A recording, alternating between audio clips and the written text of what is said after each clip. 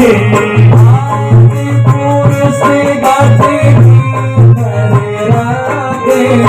Ion दूर बिठाए सतगुरु की बलिहारी सतगुरु की बलिहारी बंधन गाट की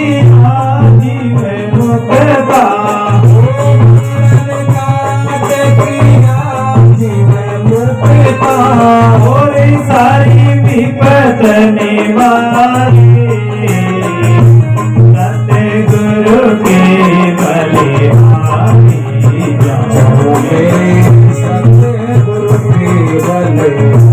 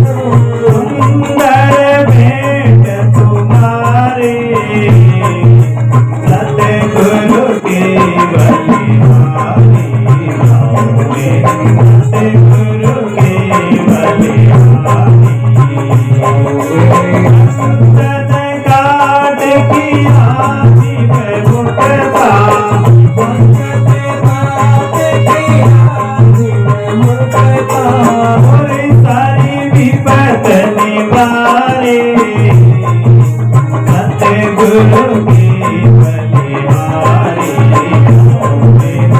सतगुरु की जाऊं मेरे सतगुरु की बोले सतगुरुदेव भगवान की जय हो, साधु दयाल महाराज की जय हो। जाऊं मेरे सतगुरु की बलिहारी बंधन काट किया जिन मुक्तारु सब विपत्ति निवारी। परम पिता परमात्मा की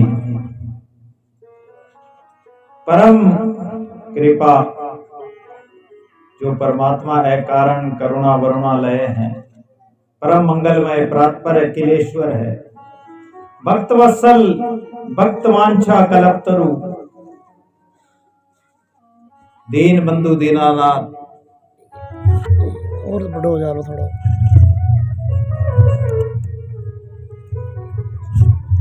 करुणा निधान कृपालु परमात्मा की परम कृपा से श्रीमद् भागवत महापुराण की कथा में हम तीसरे दिन के प्रसंग में प्रवेश करने जा रहे हैं।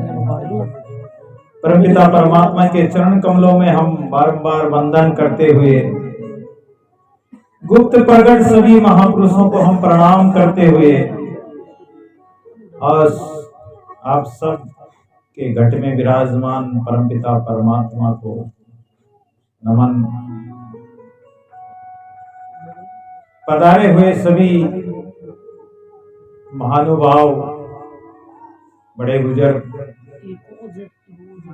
भक्तमयी वात्सल्यमयी माता बहनों को भी सादर सत्यराम। और आज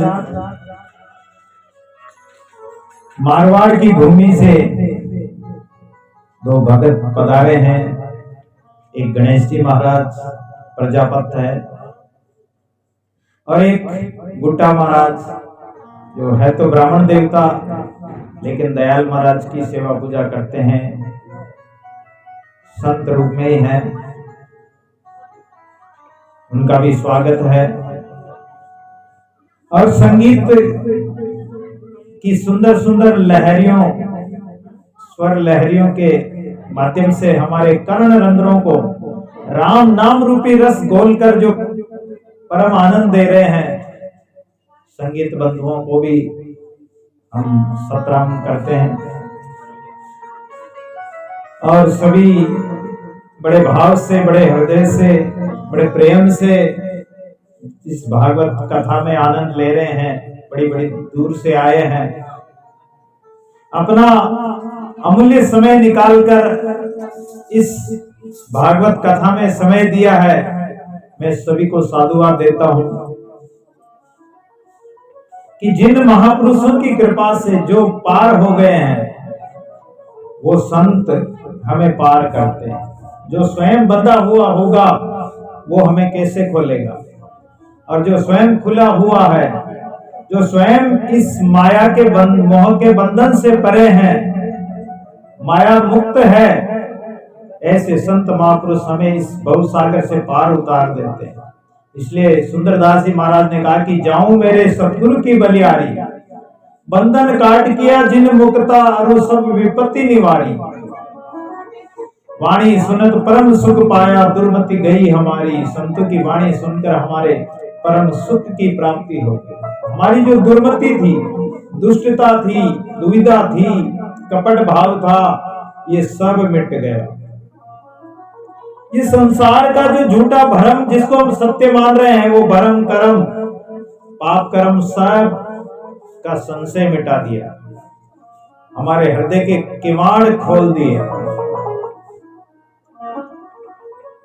सद्गुरु ऐसे ही होते हैं, माया ब्रह्म का भेद समझा दिया और हमने उसको विचार करके देखा तो वो आदि पुरुष परमात्मा हमारे घट भीतर अंदर ही है।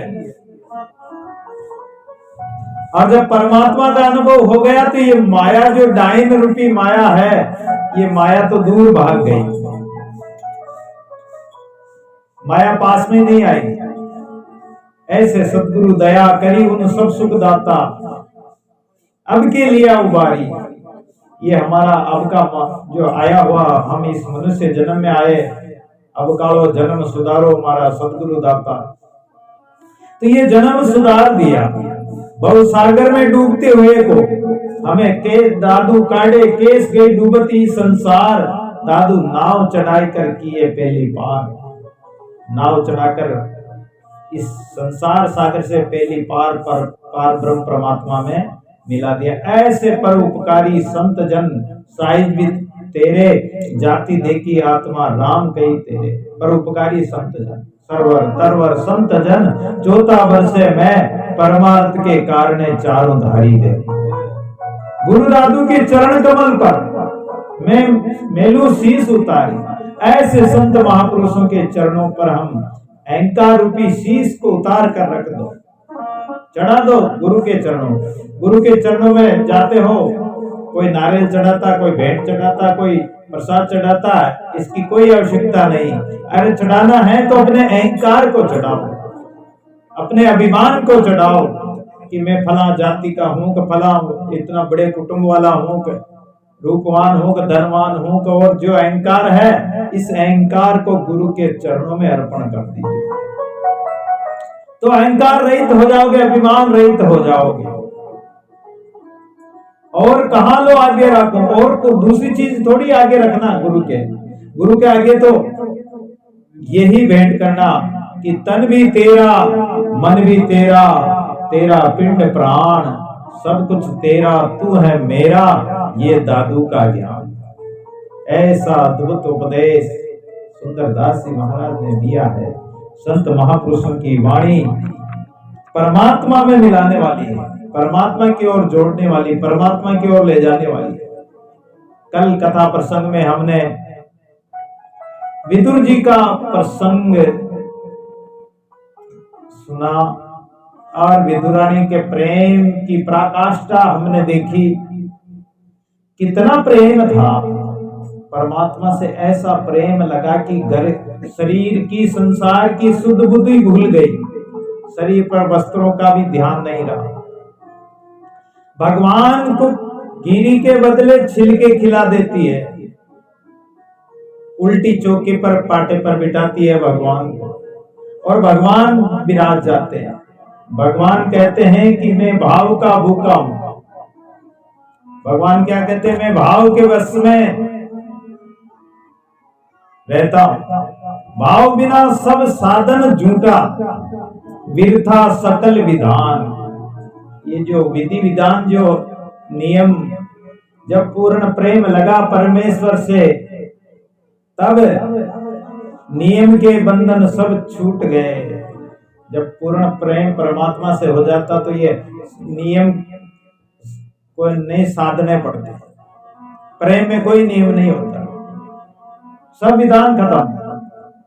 भाव नहीं तो हर मंदिर में दिसत पाषाण। अगर भाव नहीं तो मूर्ति, भगवान की मूर्ति होते हुए भी वो पत्थर दिखाई देता। और भाव होगा तो नामदेव जी ने बचपन में भगवान को दूध पिला दिया तो भगवान उस मूर्ति में से भी प्रकट हो जाते हैं। भाव होई तो पाषाणों में प्रकट होई भगवान। कर्माबाई ने साचो प्रेम प्रभु से होए तो मूर्ति बोले काट की। सच्चा प्रेम परमात्मा से हो तो मूर्ति बोल जाएगी। भाव नहीं तो निधिवन मधुवन लागत सब वीरान। भगवान के जो मधुवन है, निधिवन है, जहां रास लीला की थी भगवान ने, वो सब सुना, वीरान। भाव बिना सब सुनो लागत मंगुल कुंज लतान। कहत रसिक बिन भाव मिलत नहीं, सपने वो श्यामा श्याम। अगर भाव नहीं तो सपने में भी भगवान का दर्शन नहीं होगा, और अगर प्रेम होगा तो सपना भी भगवान का आएगा। चित्र में हम भगवान को देखते हैं, ये भी भगवान का दर्शन है। सपने में भगवान का दर्शन हो जाना, ये भी भगवान का दर्शन है। और ज्ञानमय दर्शन हो जाना, ये भी भगवान के दर्शन है। और साक्षात परमात्मा का ओतप्रोत सामने खड़े हो जाना, सगुण साकार रूप में, ये भी भाव की बात है, भाव दर्शन है। बरसावत रसराज रास रस करत रसिक नित पान। अरे कुंजन कुंजन डोलत राधा सुन मुरली की तान। मुरली की आवाज सुनते ही गोपियां कुंजन कुंजन में भटकती है अपने कन्हैया से मिलने के लिए। कितना प्रेम है उनका। मीरा एक बार वृंदावन में गई। आलेरी मोहे लागे वृंदावन में। वृंदावन सो वन नहीं, नंद गांव सो गांव, राधा जैसी रानी नहीं। कैसा भाव है, प्रेम है। कुंजन कुंजन में, गली गली में, वृक्षों में गोपियां पूछती कि हमारा कन्हैया कहां है, ढूंढती। लेकिन भगवान तो सब जगह है, सर्वव्यापी है। मुझको कहां ढूंढे बंदे, मैं तो तेरे पास में। जित देखो तित श्याममय। अरे जिधर देखो परमात्मा दिखेगा, नजर आएगा, लेकिन देखने की दृष्टि होनी चाहिए। जैसे विदुरानी ने भगवान को देखा, भगवान आ गए, भाव था, भगवान उसके घर आ गए। सबरी के झूठे बेर खा गए भगवान। उद्धव जी ने पूछा कि प्रभु आपको सभी भोग लगाते हैं, तरह तरह के 56 भोग लगाते हैं सब, लेकिन आप कहां रहते हैं? आपको कहां, कौन सा भगत का प्रेम से आपने प्रसाद पाया धाप कर? भगवान कहते हैं या तो मैंने सबरी के झूठे बेर खाए या फिर विदुरानी के केले के छिलके खाए। जो आनंद मुझे उसमें मिला वो कहीं नहीं मिला। तो मेरा क्या कहती, आइए आलेरी मोहे लागे वृंदावन में।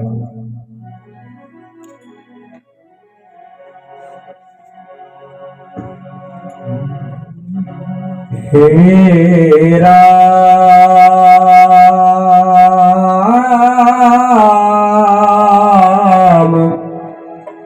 मेरे श्याम, श्री श्याम, ओ श्याम। आलेरी मोहे लागे वृंदावन को। आलेरी मोहे लागे वृंदावन को। आलेरी मोहे लागे वृंदावन को। लागे वृंदावन को। आलेरी मोहे लागे वृंदावन को।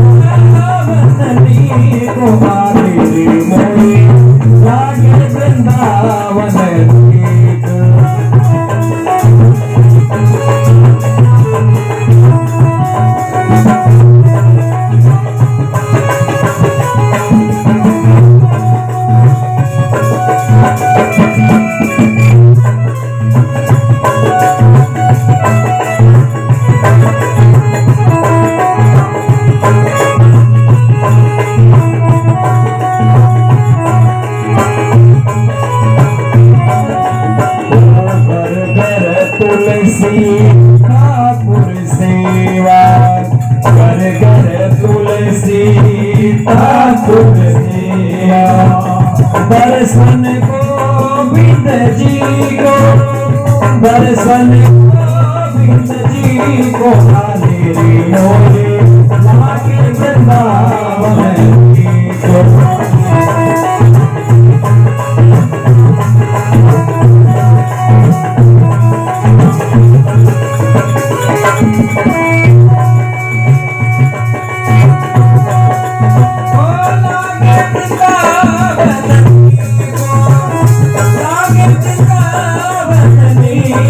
आलेरी मोहे लागे वृंदावन को।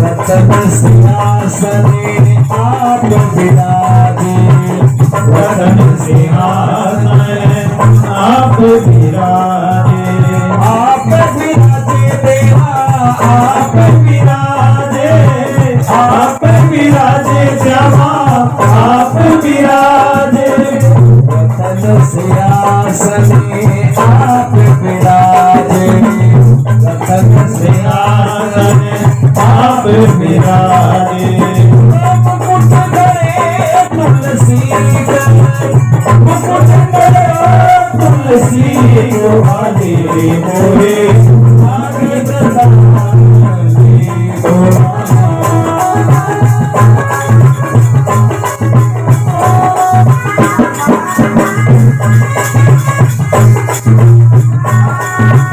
लागे वृंदावननी को, लागे वृंदावननी को आले मोरे, लागे वृंदावननी को।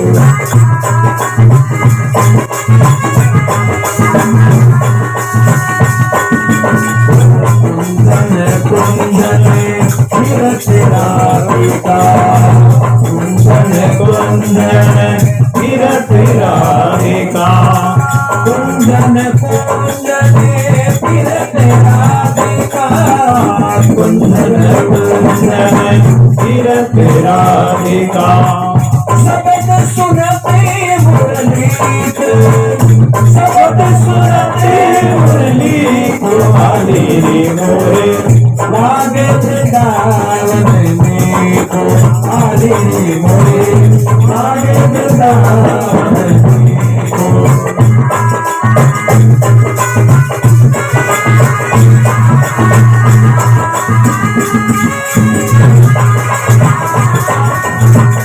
लागे वृंदावन में को, लागे वृंदावन में को आले मोरे, लागे वृंदावन में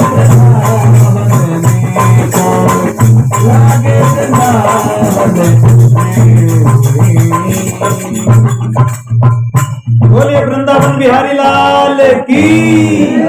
जय हो। मीरा के प्रभु गिरधर नागर, भजन बिना नर ठीको। देखो इस चेक करो, देखो क्या होगा।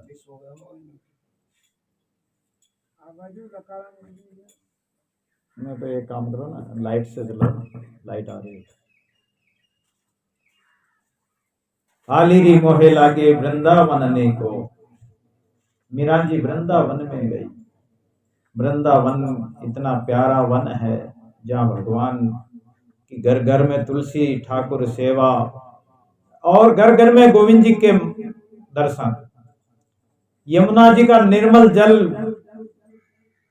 और जहां जाओ वहीं भोजन, दूध दही का भोजन। रतन सिंहासन आप विराजे, ठाकुर जी विराजते। मुकुट धरियो तुलसी को, मोर मुकुट और तुलसी का मुकुट भगवान धारण करते हैं। 1.5 ग्राम पर तुलसी चढ़ाते हैं। कुंजन कुंजन फिरत राधिका, शब्द सुनत मुरली को। मीरा के प्रभु गिरधर नागर, भजन बिना नर फीको। मीरा ने कहा देखो, चाहे सगुण साकार वाले संत हुए, चाहे निर्गुण निराकार वाले संत, उनकी वाणी का जो रहस्य है, उनकी वाणी का जो लक्ष्य है, वो परमात्मा से जोड़ने का, कि भजन बिना नर फीको। अगर भजन नहीं किया तो वो मनुष्य फीका है, किसी काम का नहीं। चाहे कितने भोजन बना लो और उसमें नमक मत डालो, तो वो सब फीका लगता है। ऐसे ही मनुष्य में अगर राम रस नहीं, इसलिए नमक को हम साधु संत नमक नहीं बोलते, राम रस बोलते हैं। तो राम रस जिसके घट में नहीं है, वो मनुष्य भी फीका ही है, उसका कोई महत्व नहीं है। तो इस प्रकार भगवान की बड़ी अद्भुत लीला हुई। विदुरानी के घर पर बड़ा प्रेम का प्रसंग था। सुखदेव जी कहते हैं कि राजन, परमात्मा जाति पाति नहीं देखता, बिरादरी नहीं देखता। एक बात और कहूं, कि भगवान जब अपनी लीला को संपूर्ण करके गए, तो और किसी को याद नहीं किया।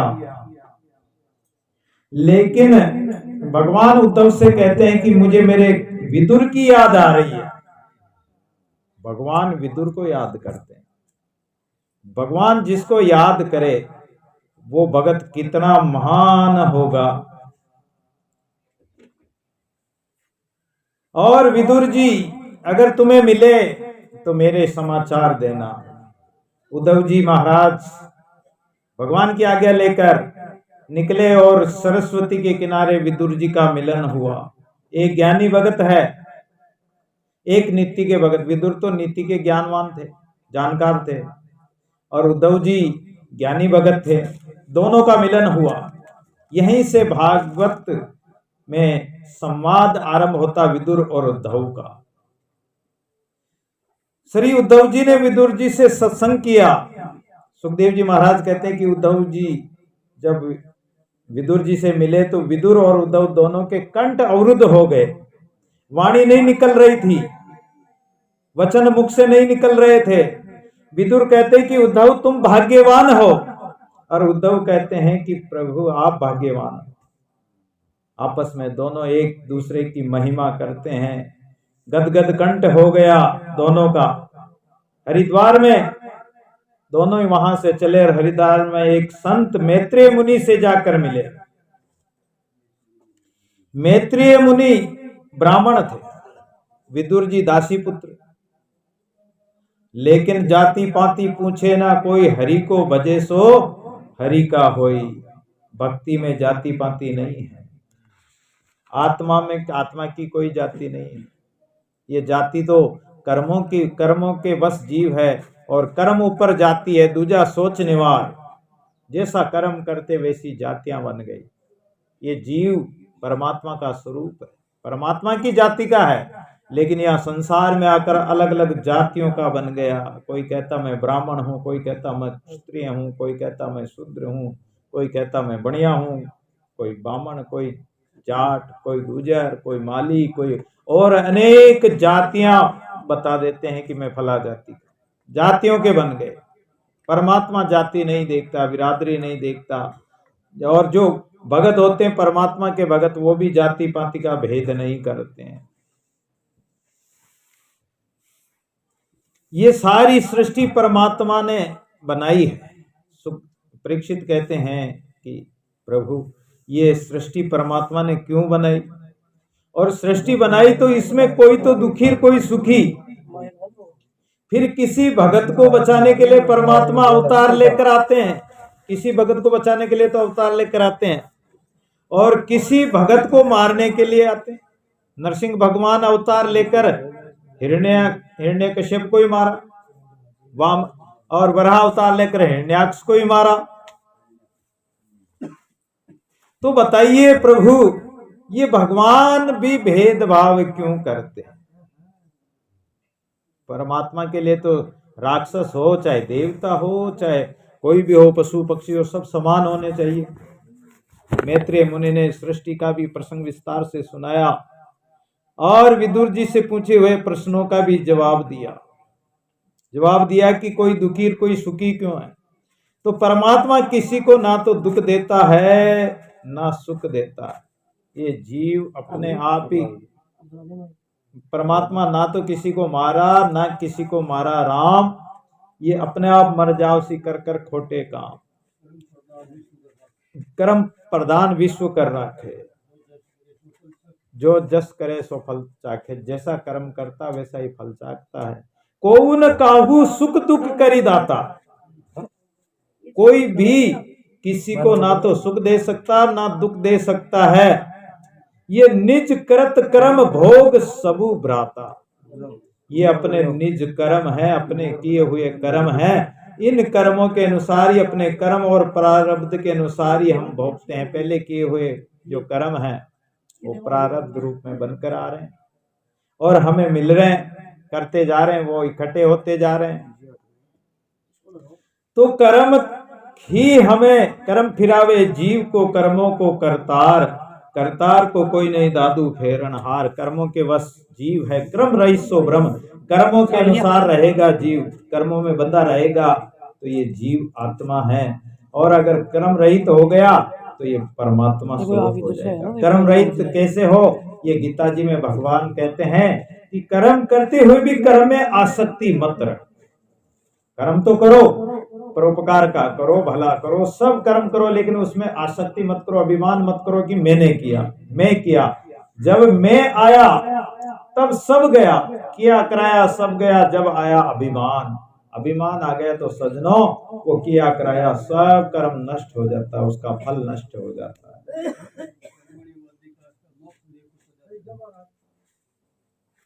तीसरी बात पूछी कि व्यक्ति को बचाने के लिए परमात्मा, एक भगत को बचाने के लिए, संत को बचाने के लिए तो परमात्मा अवतार ले लेता है। तो ये ऐसा क्यों होता है?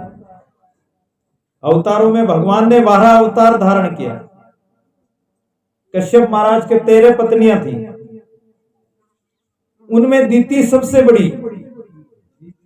दीति, एक दिन दीति ने अपने पति से कहा कि मेरी सब बहनें संतान वाली है, यार मेरे तो संतान ही नहीं, मुझे भी पुत्र होना चाहिए। कश्यप ऋषि ने कहा कि देखो देवी, समय असमय का ध्यान रखना चाहिए, संसार कर्म भी मर्यादित और समय के ध्यान से करना चाहिए। लेकिन दीति पर वासना का भूत सवार था, सायंकाल का समय था और उनके संतान, 2 संतान उदर में आ गई।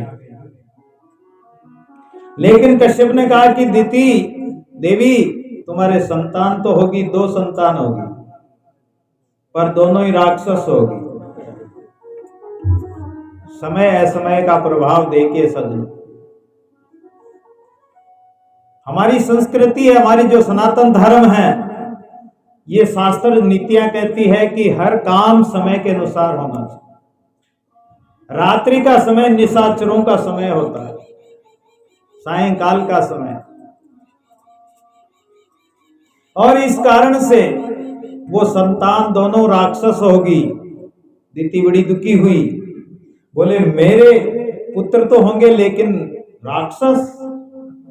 बोले राक्षस तो होंगे लेकिन उनको मारने के लिए भगवान आएंगे, भगवान को अवतार लेना पड़ेगा। दीति ने कहा कि जब तो बहुत अच्छी बात है, मेरे पुत्रों को मारने के लिए भगवान को अवतार लेना पड़ेगा। दीति राजी हो गई। कश्यप ने और बात बताई कि तुम्हारे एक पुत्र होगा, वो भी महान भगत होगा, प्रहलाद भगत।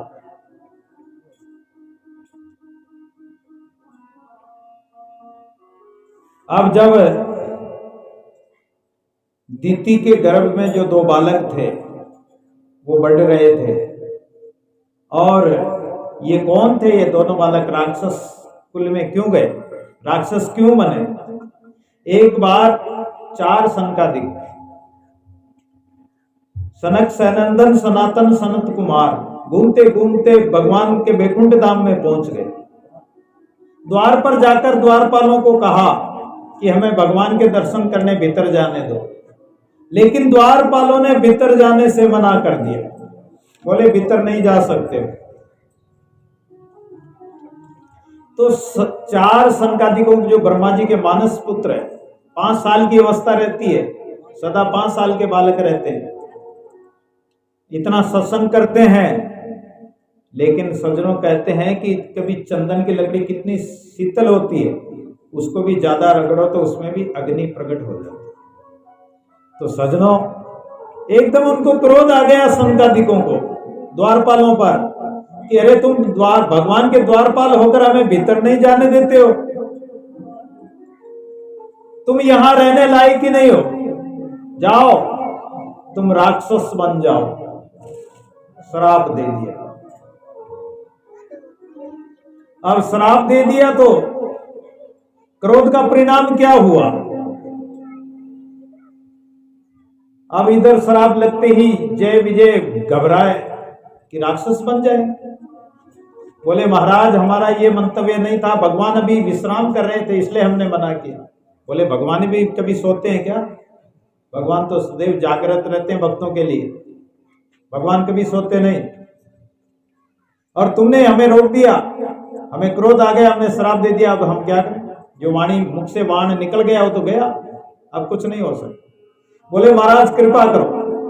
बोले यदि तुम प्रेम से भजन करोगे तो 7 जन्म लेने पड़ेंगे, और अगर दुश्मनी करोगे भगवान से तो 3 जन्म में भगवान में मिल जाओ। उन्होंने कहा कि हम तो जैसी बुद्धि थी वृत्ति थी वैसा ही उन्होंने मांगा। बोले हम तो राक्षसी बन जाएंगे लेकिन 3 जन्म में भगवान को प्राप्त कर लेंगे। अब हुआ क्या कि क्रोध के कारण भगवान भी उनको भीतर आने का आदेश नहीं दिया। सनकादिक क्रोध कर लिया, तपस्या नष्ट हो जाती है। कहते हैं कि क्रोध से हमारी की हुई हजारों वर्षों की तपस्या खत्म हो जाती है। और भगवान स्वयं द्वार पर आकर मिले। अब तपस्या नष्ट होने से सनकादिक बद्रिकाश्रम में चले गए, पुनः तपस्या करने लगे। वहीं जय विजय माता दीति के घर में बालक बनकर आए, एक हिरण्यकश्यप एक हिरण्याक्ष, दोनों भाई प्रकट हुए।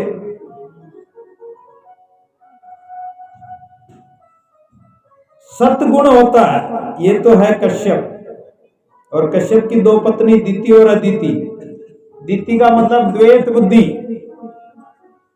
वो राक्षसों की माता जो द्वैत भाव रखती है कि मेरे बेटे अलग और उनके बेटे अलग। और उनकी एक पत्नी अदिति जिसमें द्वैत भाव नहीं, अद्वैत भाव, यानी एक एकत्व भाव, आत्मत्व है, वो अभेद बुद्धि है। तो दीति के पुत्र तो देते हुए दैत्यों में हिरण्यकश्यपु और हिरण्याक्ष। तो हिरण्यकश्यपु अभिमान को कहते हैं और हिरण्याक्ष लोभ का प्रतीक है। तो जहां भेद बुद्धि होगी, अभिमान होगा, लोभ होगा, तो व्यक्ति में लोभ और अभिमान बढ़ता ही जाता, घटता नहीं। ऐसे ही ये जन्म लेते ही विशाल रूप बना लिया, बढ़ते ही गए। हिरण्याक्ष बड़ा दुष्ट। एक बार पृथ्वी पर प्रलय आया और पृथ्वी पानी में डूब गए। सब देवता प्रार्थना करने लगे कि हे प्रभु इस पृथ्वी माता को कैसे बाहर निकालें। तो भगवान ब्रह्मा जी को आदेश दिया और ब्रह्मा जी के नाक में ब्रह्मा जी को छींक आई। छींक में से एक सूकर, एक छोटा सा सूअर का बच्चा निकला छींक से, ब्रह्मा जी की छींक से। और वो छोटा सा सूअर निकलते ही थोड़ी देर में वो बहुत बड़ा बन गया। इधर नारद जी महाराज आकाश में उड़ते उड़ते वीणा धारण किए हुए नारायण नारायण नारायण की धुन लगाते हुए जा रहे थे। नारद जी महाराज, हिरण्याक्ष मिल गया। हिरण्याक्ष कहता कि ओ नारद, अरे कुछ लड़ना वड़ना भी आता है या केवल वीणा ही बजाना जानता है? नारद जी कहने लगे कि देखो भाई, हम लड़ना वड़ना नहीं जानते, हम तो लड़ाना जरूर जानते हैं। नारद जी का काम ही है, लड़ाना तो जानते हैं। बोले मुझसे लड़ना पड़ेगा। और तुम ये वीणा लेके किसका गुणगान गाते हो? बोले गुण तो सरकार का ही गाता। उसने सोचा कि गुण तो मेरा ही गाता, मैं ही सरकार हूं। अब सरकार तो ठाकुर जी है, लेकिन उसने सोचा कि मेरा ही गुणगान गाता। बोले मुझसे लड़ाई तो करनी पड़ेगी। बोले मुझे लड़ना नहीं आता। बोले कैसे नहीं आता? लड़ना पड़ेगा, मेरी बाजू में खुजली चल रही है।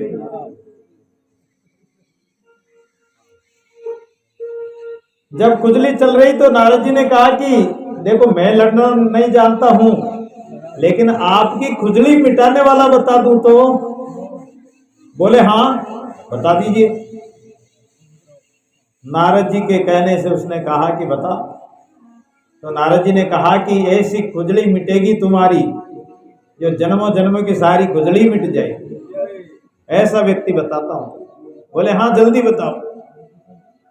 बोले दक्षिण में चले जाओ, एक सुअर जमीन खोद रहा होगा अपनी सुंडी से, अपने मुंह से, उसे लड़ लेना। अब किसी से लड़ना हो तो छेड़ना पड़ता है, ऐसे तो कौन लड़ेगा भाई, दुश्मनी है ही नहीं, कोई जान पहचान ही नहीं तो कैसे लड़ेगा। तो आड़ा टेढ़ा बोलो या कुछ न कुछ छेड़ो जब लड़ेगा। तो हिरण्याक्ष गया और सूअर को देखते ही वो पृथ्वी माता को ऊपर लेके आ रहे थे। सूअर भगवान शुक्र जो अवतार हुआ भगवान का, वराह अवतार, तो उसको छेड़ने लगा। भगवान ने एक दो बार तो कुछ नहीं कहा, फिर भगवान ने देखा कि अब ये लड़ाई करने के लिए पूर्ण रूप से तैयार है। अरे भगवान उसके एक ऐसा मुक्का मारा, हाथ की थप्पड़ मारी, जो उस लोभ रूपी हिरण्याक्ष को धड़ाम से पृथ्वी पर पटक दिया। उस लोभ रूपी हिरण्याक्ष का वध हो गया, भगवान ने उनको मार दिया। अब हिरण्याक्ष को तो मार दिया, लेकिन अभिमान बाकी रह गया हिरण्यकश्यप।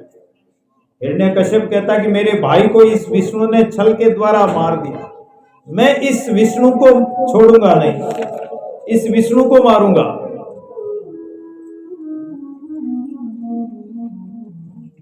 मैत्रेय मुनि कहते हैं कि विदुर, तुमने पूछा था कि भगवान हिरण्याक्ष का वध क्यों किया, इसका मूल कारण मैंने आपको बता दिया कि उसने धर्म विरुद्ध आचरण किया।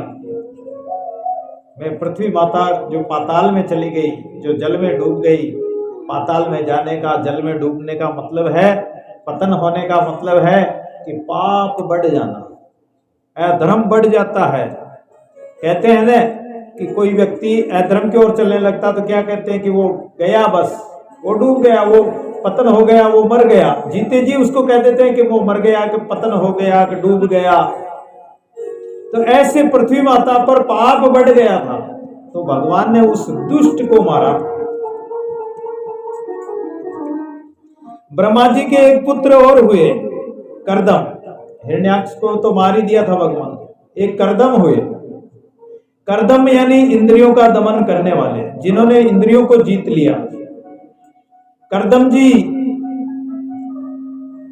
तपस्या करने के लिए वन में चले गए, बहुत तपस्या की। कहते हैं कि 10,000 वर्षों तक कर्दम जी ने तपस्या की, 10,000 वर्षों तक।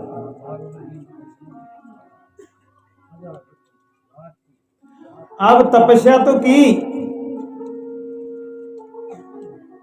लेकिन मन में कोई वासना थी, जिसकी सुरती जा रहे तिसका तां विश्राम, भावे माया मोह में भावे आत्म राम। जिसके अंदर थोड़ी सी भी सूक्ष्म वासना रह जाए, सूक्ष्म माइले तिनका कीजिए त्याग, सप्त जराता राम सो दादुमियम विराग। यानी सूक्ष्म से सूक्ष्म भी वासना नहीं रहनी चाहिए, लेकिन कर्दम जी के मन में एक सूक्ष्म वासना रह गई। बोले कि सारा संसार विवाह करता है और मुझे देखो, मैं तो तुम्हारा ही। ऐसे वासना प्रकट हो गई। भगवान का भजन कर रहे थे, भगवान प्रकट हो जाते हैं और भगवान कहते हैं कि मांगो वरदान मांगो कर्दम जी।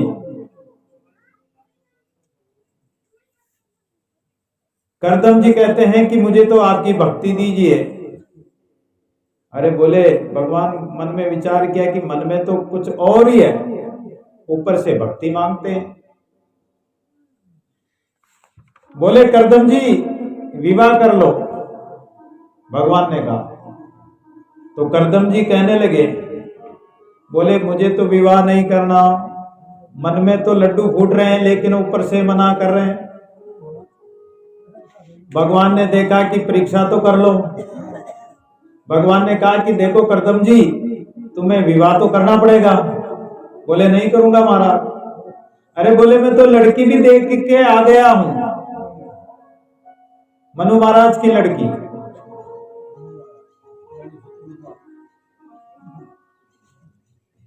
मनु महाराज की 3 लड़कियां थी, आकुति, आकृति, देवहूति और प्रसूति। और उनके 2 पुत्र थे, प्रियव्रत और उत्तानपाद। तो भगवान ने कहा कि मैं तो मनु महाराज की लड़की देख के भी आ गया और तुम्हारा संबंध की बात भी कर ली। परीक्षा ले रहे थे भगवान, मन की ले रहे थे। कर्दम जी ने सोचा कि जब भगवान लड़की दे के आ गए तो प्रभु आपने लड़की दे के ली तो मैं विवाह कर लूंगा। मान लिया। देवहूति के साथ कर्दम जी का विवाह हो गया और देवहूति वहां से प्रस्थान करके अपने पति के साथ आ गई। अब कर्दम जी महाराज भगवान से प्रार्थना करी कि वाह भगवान, मुझे अच्छा विवाह के बंधन में बांध दिया। मैं भला चंगा स्वतंत्र रूप से भजन करता, ये विवाह के बंधन में बांध दिया आपने। भगवान ने कहा कि भजन तो करते रहना। बोले मैं एक संतान होते ही, एक पुत्र होते ही वन को चला जाऊंगा। कर्दम जी बोले। भगवान ने कहा कि विवाह तो हो जाए, चले जाना। विवाह भी हो गया और विवाह होते ही 9 कन्याएं हो गई। एक नहीं 9 कन्याएं हो गई। एक पुत्र की चाह थी कि एक पुत्र होते ही गृहस्थी छोड़ देंगे और वन में चले जाएंगे, लेकिन तू कछु और विचार करे नर, तेरो विचार धैर्य ही रहेगा। वो तो जो मंजूर है खुदा, जो परमात्मा को जो मंजूर होगा वो होगा। तो देवहूति का जो विवाह हुआ 9 कन्याएं हो गई। और कर्दम जी महाराज तपस्या करने के लिए, अब क्या हुआ कि जब 9 लड़कियां हो गई तो सोचा कि मुझे तो एक लड़का चाहिए था। अब स्वयं कपिल भगवान प्रकट होते हैं। बोले कपिल भगवान की। तो ये कपिल भगवान कर्दम और देवहूति के पुत्र कपिल भगवान का अवतार माना जाता है। ये कपिल भगवान प्रकट हुए। और जो ये 9 पुत्रियां हैं कर्दम जी की, ये एक तो कला, ये मरीचि नाम के ऋषि को भी आई गई। अनुसुईया अत्रि मुनि को भी आई गई। दूसरी पुत्री अत्रि ऋषि को जो ब्याई गई अनुसुईया, उसको तो सभी जानते, 6-6 महीने के बालक बना दिए ब्रह्मा विष्णु महेश को।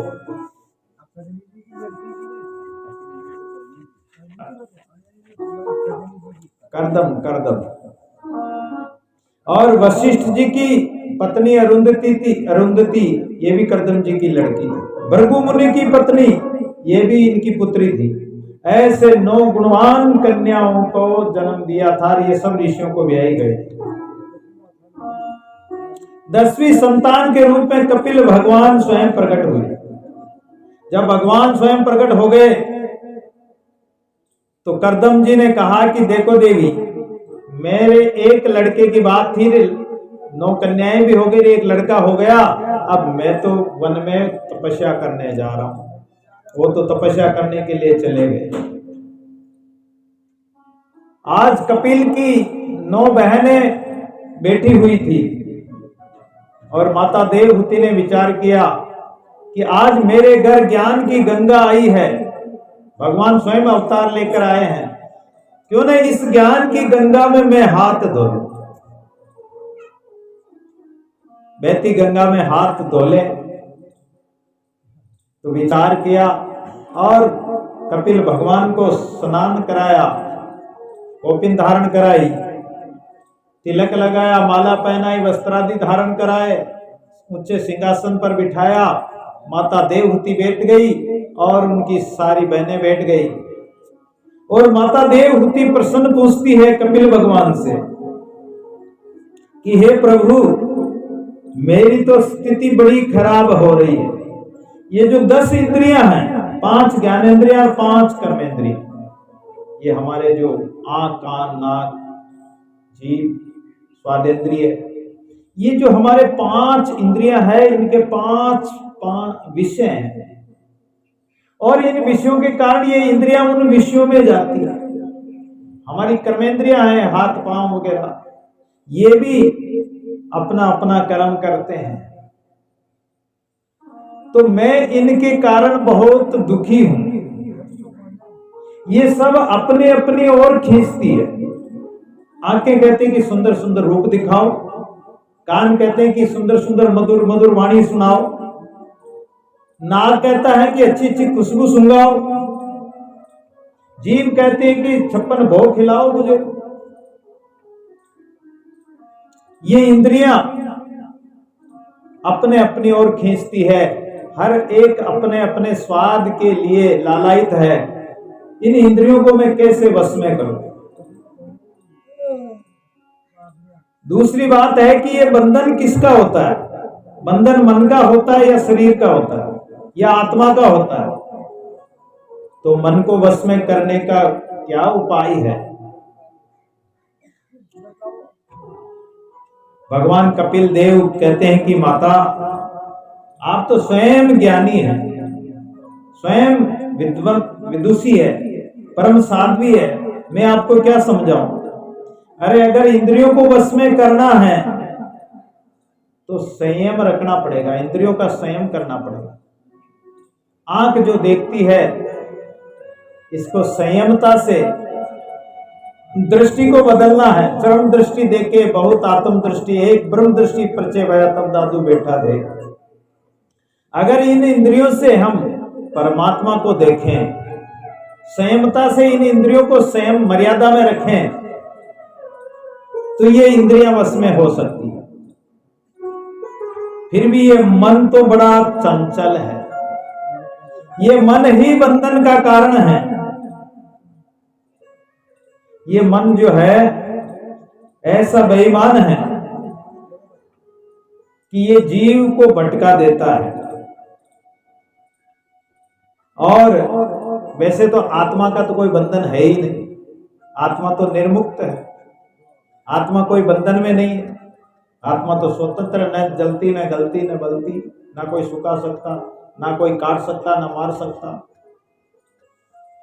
लेकिन ये मन बंधन का कारण है। मन में अगर आसक्ति हो गई, मोह हो गया, तो ये उसमें बंध जाता है। और अगर मन से हटा दिया, मोह ममता को त्याग दिया, तो ये मुक्त हो जाता है। एक महात्मा जंगल में रहते थे कुटिया बनाकर। एक कोई गृहस्थी भगत महात्मा के पास जाता था, महात्मा का सत्संग भी सुनता। धीरे धीरे उसका ब्याह हो गया।